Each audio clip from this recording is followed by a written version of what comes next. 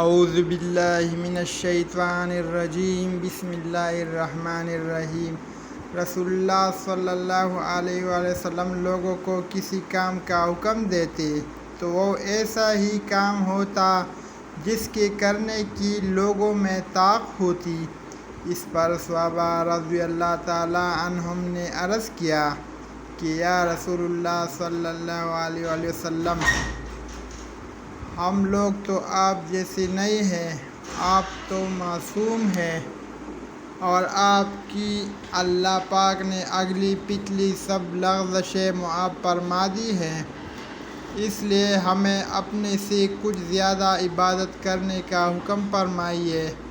یہ سن کر آپ صلی اللہ علیہ وآلہ وسلم ناراض ہوئے، حتیٰ کہ خفگی آپ کے چہرہ مبارک سے ظاہر ہونے لگی۔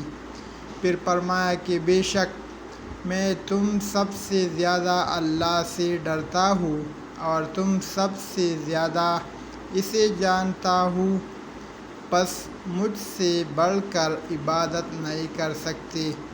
اگر آپ کو یہ ویڈیو اچھی لگی ہو تو مزید ویڈیو دیکھنے کے لیے چینل کو سبسکرائب کیجیے۔